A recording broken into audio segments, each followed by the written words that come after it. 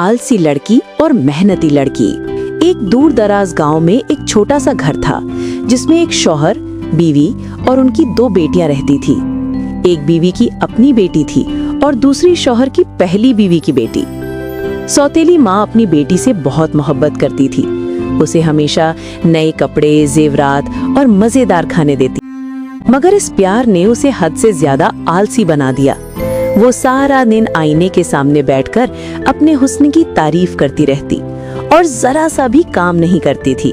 दूसरी तरफ सौतेली बेटी के साथ उसकी माँ बहुत सख्त और जालिमाना सलूक करती।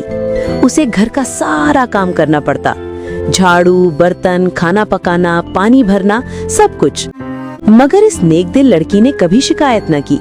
वो चुपचाप सब कुछ करती रही क्योंकि उसके दिल में मोहब्बत और सब्र भरा हुआ था। बाप अक्सर अपनी बेटी को थका हारा देखता तो उसका दिल दुखता, मगर बीवी के डर से कुछ कह न पाता। एक दिन वो बेटी से बोला, बेटी, मुझे अफसोस है कि मैं तुम्हें आराम नहीं दे सकता, ना ही तुम्हारे लिए अच्छे कपड़े खरीद सकता हूँ। बेटी ने नरमी से जवाब दिया, अब्बा गम न करें, आपने मुझे मोहब्बत दी है, यही सबसे कीमती चीज है। अब मेरी बारी है, मैं काम करूंगी और पैसे कमाऊंगी ताकि हमारा अच्छा वक्त गुजरे। सौतेली माँ ने ये सुना तो एक चालाक ख्याल उसके दिमाग में आया, क्यों ना इसे किसी दौलतमंद घर काम पर भेज दूं, जो कमाएगी वो सब मेरा हो जाएगा। अगले दिन उसने नरमी से कहा, बेटी, तुम्हारे अब्बा बीमार हैं, तुम अगर बाहर जाकर किसी बड़े घर में नौकरी कर लो तो बेहतर होगा। बेटी ने मुस्कुराकर कहा, जी माँ, मैं जरूर जाऊंगी। सौतेली माँ ने जाते वक्त उसके लिए खाने का एक दाना भी न दिया, मगर बेटी ने फिर भी शुक्र अदा किया।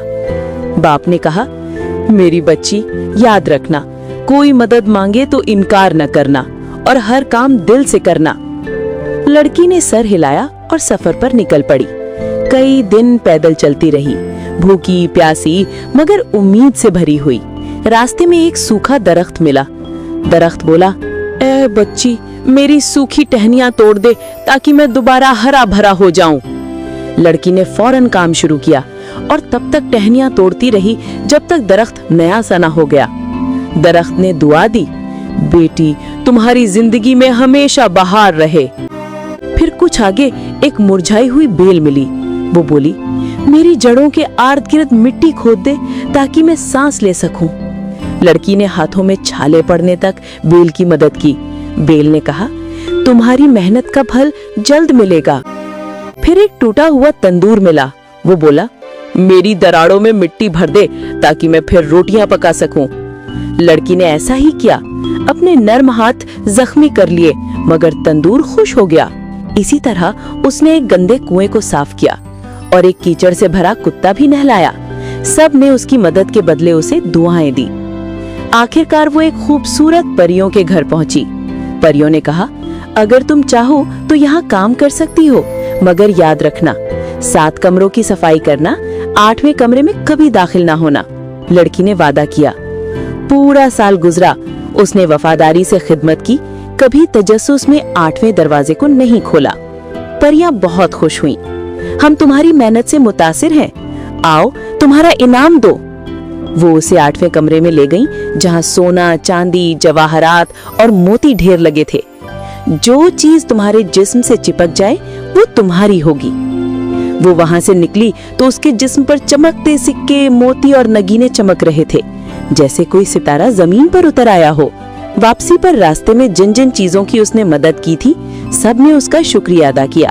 उसे फल, रोटियां और मीठा रस दिया। जब वो घर पहुंची तो उसका बीमार बाप सेहतमंद हो चुका था।